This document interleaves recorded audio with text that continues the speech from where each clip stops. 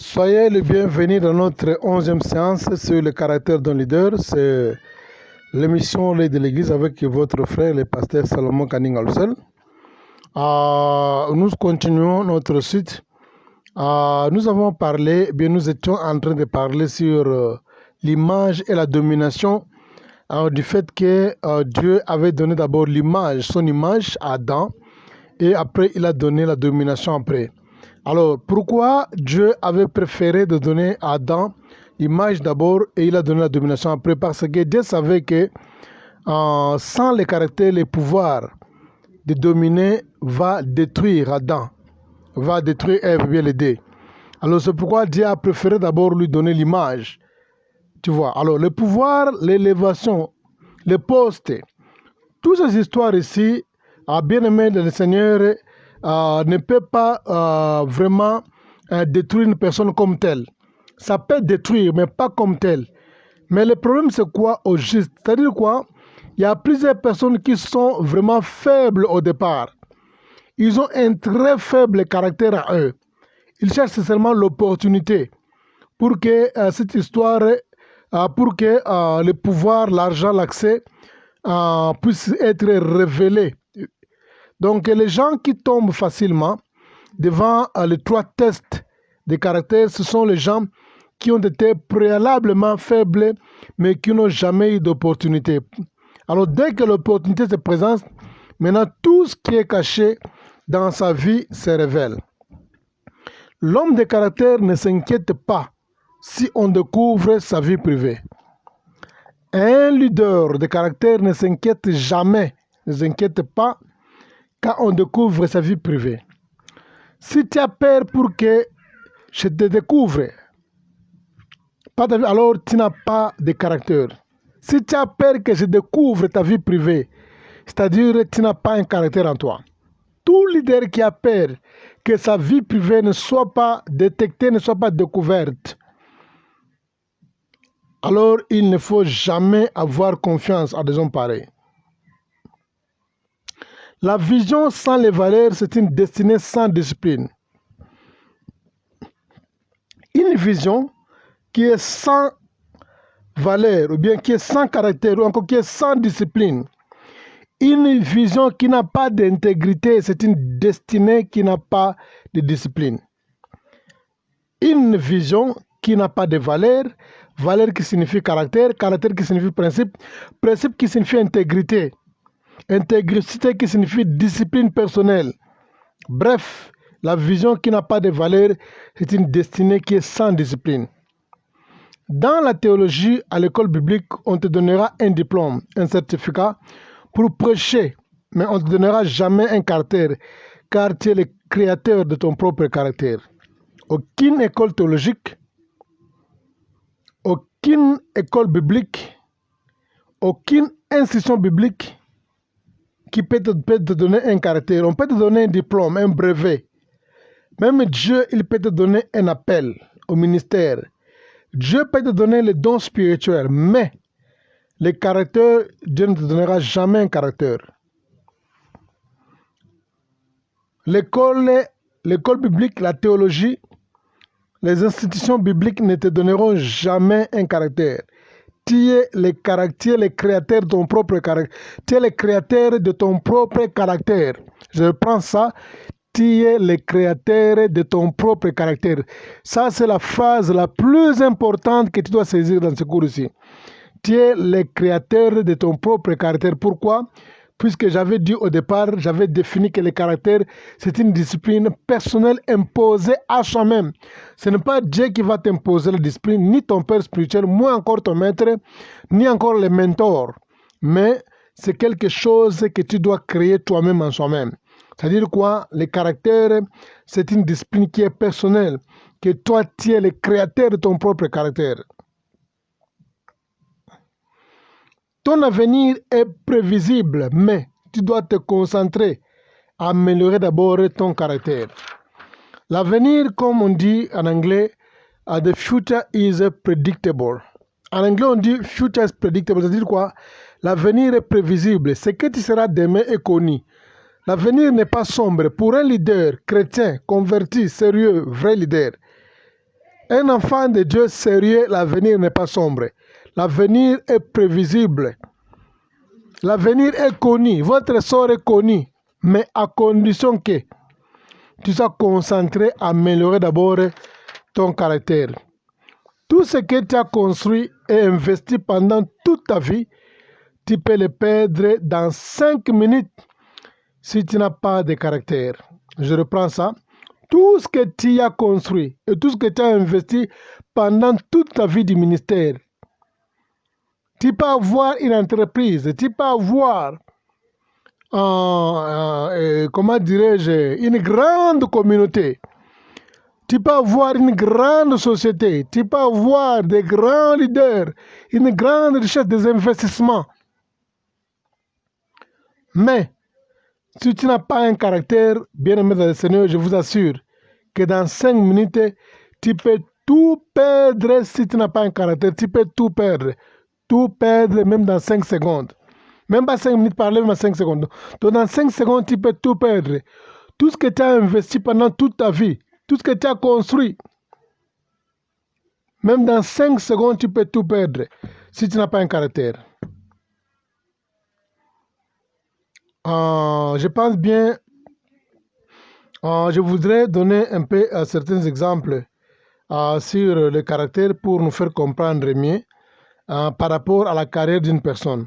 Voyez, je dis bien, je peux donner quelques exemples sur les caractères par rapport à la carrière d'une personne. Quand nous parlons en termes de carrière, cela varie avec une carrière qu'une personne peut avoir dans sa vie. Les caractères parfois ne sont pas les mêmes. Les caractères dépendent de la carrière que toi tu as choisi. Tu vois, alors on peut être par exemple un prédicateur. Il n'a pas le même caractère avec un chanteur. Donc la discipline qu'un prédicateur doit s'impliquer est différente par rapport à la discipline qu'un chanteur, bien un chantre de l'Éternel peut avoir. Ça peut avoir quelques points qui sont de pair, qui marchent de pair. Ça peut avoir quelques points de ressemblance, mais parfois, il y a quelque part aussi, ça peut avoir des différences. Je peux dire, par exemple, quelqu'un qui est un chantre de Dieu, qui a besoin, qui a reçu le talent de Dieu, qui a reçu le charisme de Dieu, qui a reçu l'appel de Dieu, il a une très bonne voix. Quand il chante, vraiment, l'environnement est transformé, les gens sont influencés, il inspire les gens, puisqu'il a le don de leadership dans le domaine de chanter. Il n'a pas le même caractère avec quelqu'un qui est prédicateur. Puisque dans les chants, quand un chanteur, par exemple, il va se discipliner du fait de ne pas manger les choses qui vont affecter sa voix. Même si on a bien préparé ça, une très bonne cuisine, mais aussi longtemps, il y a des épices à l'intérieur qui peuvent affecter sa voix. Il ne mangera jamais ça. Il va se discipliner lui-même pour maintenir sa voix. Et à part ça, s'il a besoin que son album réussisse, s'il a besoin d'inspirer les gens, s'il a besoin de transformer la vie de plusieurs personnes, s'il a besoin d'influencer, de transformer, d'inspirer les gens, il doit, avant de faire sortir un album, il doit faire un grand sacrifice. C'est ça qu'on appelle discipline. Dieu ne te viendra jamais, et bien la théologie, l'école biblique, ton pasteur, ton mentor ne viendra jamais t'imposer ça. Tu dois te discipliner toi-même, entrer dans une retraite personnelle ou encore en équipe. Vous gênez, vous prenez le temps sérieux pour chercher la face de Dieu pour la réussite de ton œuvre. Mais tandis que dans la vie d'un prédicateur, il a une autre carrière, il a un appel qui est différent par rapport à un chantre. Tu vois, c'est pourquoi je disais, s'il a besoin, par exemple, d'influencer, de transformer, de changer la vie des gens, de devenir un agent de changement, un prédicateur a besoin d'une vie qui est tellement très intégrée. À chaque prédication, il va prendre, à chaque message, il doit prendre son temps sérieux pour lire la Bible, pour chercher la face de Dieu. Il doit même gêner parfois pour prêcher la parole de Dieu, et parfois il doit prêcher la parole de Dieu à l'état de gêne.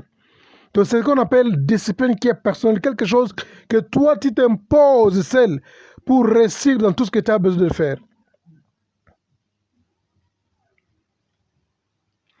Tu es plus sécurisé par ton caractère que par ton don. Je reprends ça, tu es plus sécurisé par rapport à ton caractère que tes charismes. Il ne faut jamais faire confiance de la manière dont Dieu t'utilise. Il ne faut jamais faire confiance de la manière quand tu pries. Quand tu prêches, les gens tombent, la manifestation du Saint-Esprit, les gens parlent la langue, les démons fuient. Il ne faut jamais faire confiance à ces choses-là. Et d'ailleurs, quand les disciples, après avoir reçu la mission de prêcher de la part du Seigneur, ils sont rentrés avec un rapport. Quand ils sont rentrés avec un rapport, dans la mission de 72 et dans la mission de 12, la Bible dit, ils ont dit au Seigneur que même les démons, nous étions soumis à ton nom. Nous avons guéri les gens, ils ont donné le rapport des exploits, de la manière dont le Seigneur les avait utilisés puissamment. Et ils étaient tellement contents, très excités. Et le Seigneur a orienté leur joie au royaume de Dieu. Le Seigneur a dit que nous soyons dans la joie du fait que vos noms sont écrits dans le livre de vie. Ça, vraiment, c'est un aspect qui est tellement important pour un leader. C'est-à-dire, le Seigneur ne voit pas, il ne met pas l'accent de la manière dont Dieu avait utilisé les disciples, de la manière dont il guérissait les gens, il imposait les mains sur les démons, sur les malades, les miracles, les produits qui se sont passés, mais il met l'accent sur le royaume de Dieu. Et on peut hériter le royaume de Dieu par la voie de l'intégrité, par le caractère, par une discipline qui est personnelle. Le Seigneur est en train d'orienter les gens que nous réjouissez-vous puisque votre nom est écrit là-bas. Vraiment, c'est quelque chose qui m'a vraiment beaucoup touché. Et nous avons aussi les gens comme des sportifs, s'il faut être large.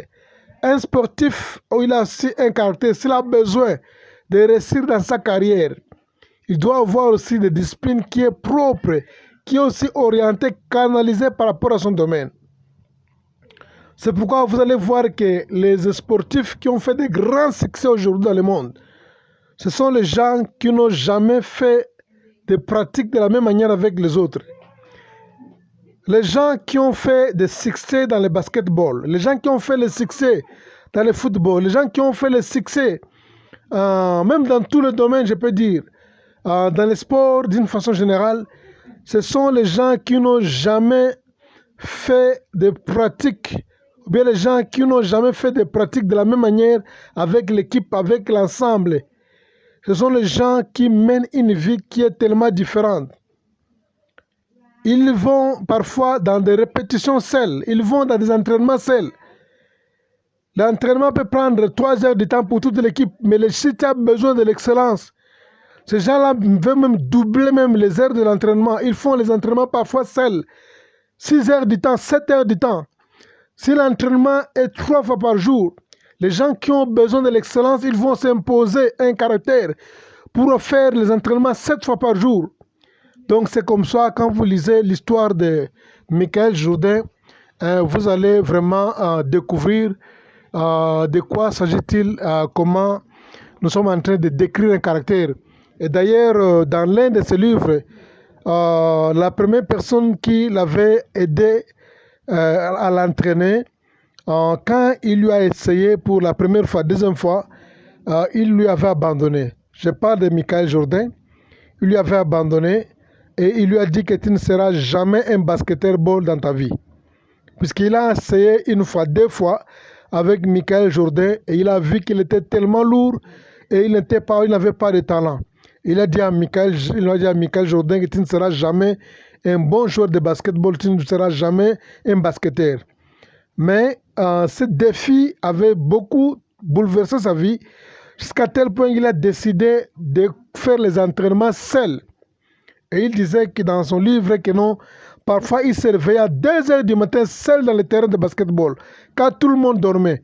Pendant l'hiver, parfois 3 heures du matin, il se lève, il va dans le terrain du basketball, il fait les entraînements seul. Il est en train de tirer, de s'entraîner sur les cibles, comment jeter les ballons filets, faire le tour de terrain partout, faire des cross-sell, les cibles, tout. Il a fait des entraînements tellement terribles.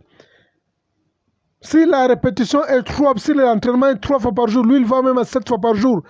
Si l'entraînement est 4 heures du temps, lui, il va même à 8 heures du temps, 9 heures du temps. C'est-à-dire quoi? Il impose une discipline seule. Il crée son propre caractère. Bien-aimé dans le Seigneur, seulement une façon de vous donner un exemple pour aligner. Si tu as besoin d'aller plus loin avec Dieu dans ton ministère, je vous demanderai, si tu as besoin de prêcher, d'être un enseignant, un docteur de la parole, un prédicateur par excellence, un homme de Dieu puissant, bien-aimé dans le Seigneur, le secret c'est être intègre, prendre le temps sérieux pour lire la Bible, prendre le temps sérieux pour lire les livres des auteurs chrétiens que Dieu a élevés, que Dieu a utilisés puissamment, comprendre leurs secrets, s'exercer, copier. Voilà, pour terminer, je voudrais ajouter un élément. Les valeurs produisent les caractères. La philosophie, c'est l'ensemble des idées, des choses que tu donnes la valeur. Tout ce que tu donnes la valeur, tu crois aussi en ça. Ton système de croire produit les valeurs et les valeurs produisent le moral. Le moral produit les caractères et les caractères deviennent ton style de vie. Je peux reprendre ça. Les valeurs produisent les caractères. Donc chaque chose que tu as élevée, chaque chose que tu valorises, tu dois produire un caractère. Quand quelqu'un dit que non, je vais me réveiller à 3 heures du matin malgré qu'il fait froid pour s'entraîner, ça veut dire quoi? Il est en train de valoriser une discipline. Il donne la valeur à une discipline que lui-même s'impose. Et on dit la philosophie, c'est l'ensemble des idées. Cette chose-là, de se lever le bon matin pour aller dans le terrain de basketball, c'est une philosophie. Donc c'est une pensée qui monte dans son cœur. Comme on dit, la philosophie, c'est l'ensemble des idées. Tout commence par la philosophie. Tout commence par les idées. Comme nous avons toujours dit que le leadership est 80%. La pensée, la capacité des idées, philosophie. Et 20% les talents. Leadership est 80% sur le système de croire, qu'on appelle en anglais le believing system. 80% philosophie. 80% des idées, c'est ça le leadership, 20% seulement les talents. Donc quand vous développez déjà, quand tu développes en toi la capacité des idées et tu donnes la valeur à ces idées-là, allez, tu crois aussi à ça. Tu dois aussi croire à ça. Quand tu donnes quelque chose d'une valeur, tu dois croire aussi à ça. Et quand tu crois à ça, là, ça devient un système et ce système-là doit produire des valeurs. Et les valeurs produisent le moral. Quand maintenant tu as des valeurs, ces valeurs-là doivent produire des morales. Et quand tu as des morales, le moral produit un caractère. Et quand le moral produit un caractère, le caractère devient maintenant un style de vie. Ce n'est pas quelque chose qu'on doit te forcer à faire, ça devient le style de vie. De se réveiller à 3 heures du matin, aller s'entraîner seul, se réveiller à 2 heures quand il fait froid, quand tout le monde dort, et tu vas t'entraîner, lire le livre, et quand les gens attendent d'être planifiés pour prêcher la parole de Dieu, toi tu es dans la prière, même si tu es planifié ou pas, tu es dans la prière. Quand tu es planifié ou pas, tu lis les livres des auteurs chrétiens, tu prends ton temps à faire les études de la Bible. Tu prends ton temps, même les audios que je parle là. Si tu as besoin de bien comprendre, de bien maîtriser ça, il faut suivre ça 2 ou 3 fois. Quand tu suis seulement une audio une seule fois, tu auras des difficultés pour mieux comprendre. Voilà, nous terminons par ici. La fois prochainement, nous allons parler comment restaurer un caractère brisé. Vraiment, c'est aussi la suite de notre message. Mais cette fois-ci, vraiment, nous allons vous enseigner comment on peut restaurer un caractère qui est brisé. Tant que nous sommes des humains, quelque part, on peut aussi faire face aux échecs. Alors, on ne peut pas seulement se limiter à prêcher sur le caractère d'un leader, mais en cas où, par exemple, ton caractère est brisé, en cas où tu as échoué, en cas où tu n'as plus de caractère, qu'est-ce que tu dois faire pour que cela soit restauré? Ça, c'est notre nouvelle session ou encore la suite de nos enseignements que nous allons entamer prochainement. Soyez bénis au nom de Jésus. Merci.